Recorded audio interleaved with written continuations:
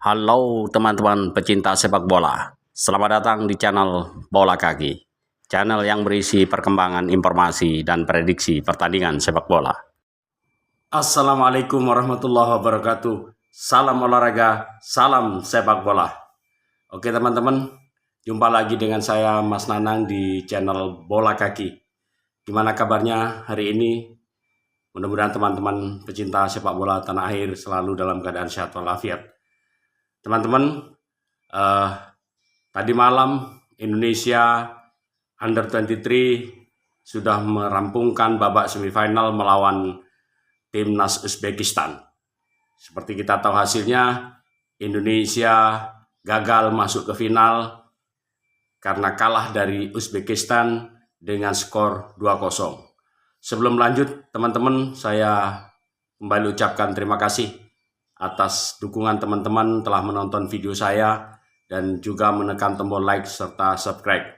Bagi teman-teman yang baru menemukan channel saya ini, silakan ditonton dan ditekan tombol like serta subscribe untuk selalu mendapatkan info terbaru tentang perkembangan timnas Indonesia, baik dari level kelompok umur ataupun senior. Oke teman-teman, kita kembali lagi. Saya akan kembali dalam review pertandingan antara timnas Indonesia melawan Uzbekistan.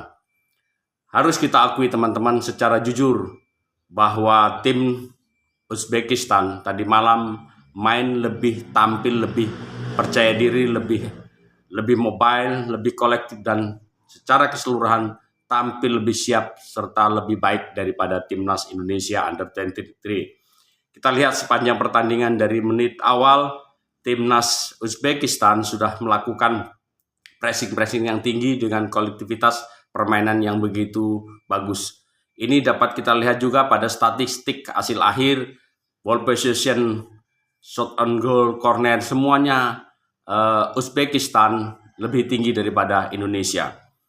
Terlepas dari hasil yang apapun, memang Uzbekistan tampil lebih baik. Kita harus sportif, kita harus memandang secara realistis bahwa Uzbekistan untuk pertandingan tadi malam melawan timnas Indonesia dalam babak semifinal tampil lebih baik, tampil lebih siap untuk masuk ke babak final. Memang teman-teman terjadi kekecewaan, tapi lah sebuah pertandingan kita harus fair menilai siapa yang lebih layak masuk dalam babak final. Akan tetapi harapan kita semua bahwa timnas Garuda Muda tidak putus asa. Karena apa? Karena masih ada peluang, masih ada kesempatan untuk masuk memegang tiket pada kegiatan pada Olimpiade Panas di bulan Juli nanti. Karena pada pertandingan berikutnya Indonesia akan berhadapan dengan Irak. Nanti karena apa? Karena Irak tadi malam kalah dengan Jepang dengan skor yang sama 2-0. Jadi kita akan bertemu memperebutkan juara ketiga melawan Irak. Menurut jadwal itu tanggal 2 Mei. Ya, tanggal 2 Mei di Stadion Abdullah bin Khalifah pukul 22. Nah teman-teman, jika Indonesia berhasil menjadi juara 3 atau mengalahkan Irak, maka secara otomatis tiket kita ke Olimpiade sudah kita pegang. Kalaupun hasil terburuk kita dapatkan kalah melawan Irak nantinya dalam perebutan juara ketiga, maka Indonesia masih punya kesempatan melakukan playoff melawan wakil Afrika yaitu Guinea, ya. Yang pertandingan itu akan dilaksanakan di Perancis pada tanggal 9 Mei.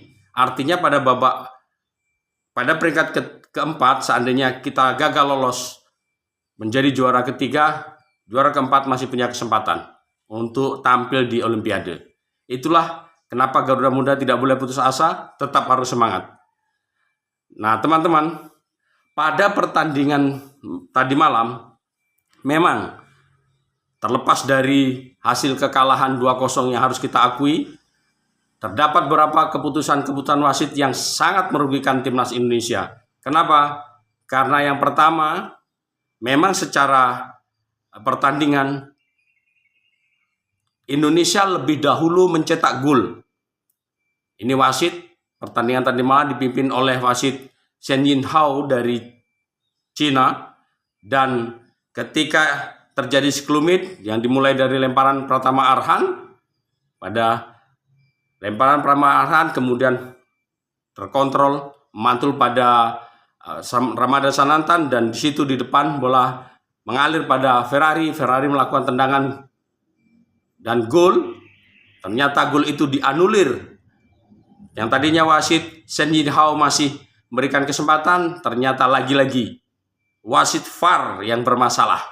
Siapa lagi kalau bukan si Falcon Udom. Ya, ini si Falcon ini wasit yang ketika pertandingan melawan Qatar juga melakukan hal yang sama, ya sekarang juga melakukan hal yang sama. Hingga memang harus diakui ketika VAR itu ujung kaki Ramadhan Sananta itu tipis sekali. Tapi oke lah, karena kita juga harus berhati-hati, oleh semua itu gol dianulir. Nah, dianulirnya gol oleh Shen Yinhao ini menjadikan mental pemain-pemain kita itu down. Betul-betul down. Kenapa? Karena kita sudah sempat merayakan dan itu jadi gol. Ini memukul mental pemain Indonesia dan itu berakibat pada turunnya momentum hingga pemain Uzbekistan bisa membalikkan dan bisa unggul 1-0. Nah, setelah kalah 1-0, ini mental ini lebih down lagi. Uzbekistan lebih memiliki momentum lagi untuk menekan, melakukan pressure, dan memang beberapa kali peluang dari Uzbekistan luar biasa. Saya hitung lebih dari 3 kali, mungkin 4-5 kali itu yang menghantam Mister Gawang.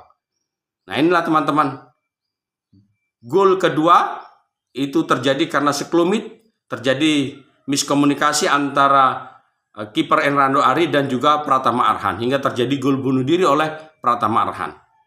Hingga 2 gol.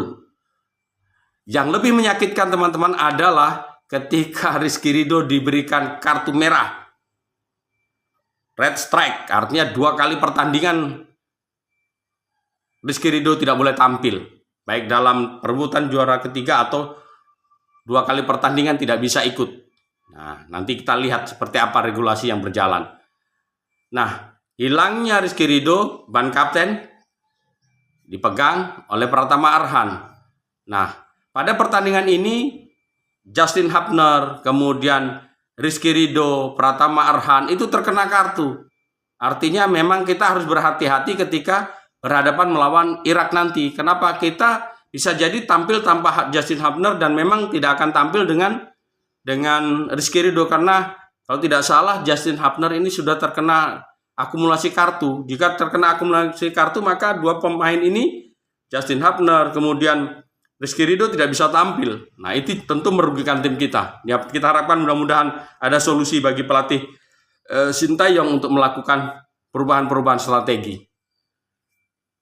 Teman-teman, wasit yang memimpin memang kita lihat ya masih bisa diperdebatkan, karena ketika timnas Indonesia pemain-pemain Garuda Muda melakukan pelanggaran seperti Pratama Arhan dilanggar, di tackle, itu wasit tidak memberikan kartu dan membiarkan. Tapi ketika pemain-pemain Indonesia melakukan pelanggaran, begitu cepat wasit ini memberikan kartu. Dan ketika terjadi play on, terjadi pertandingan masih berjalan, ada pelanggaran, dihentikan. Yang harusnya posisi menguntungkan karena Indonesia menyerang, itu juga dihentikan. Memang terjadi kontroversial oleh beberapa keputusan wasit. Tapi apapun itu hasilnya, teman-teman, saya harapkan pertandingan untuk semifinal sudah berakhir. Garuda Muda tetaplah menatap ke depan. Kalian sudah mengukir sejarah, maka kesempatan masih terbuka memperebutkan juara 3 untuk lolos Olimpiade. Tetap semangat. Kita selalu dukung timnas Indonesia, karena timnas Indonesia adalah milik dan kebanggaan kita bersama. Bersama saya, Mas Nanang. Salam olahraga, salam sepak bola.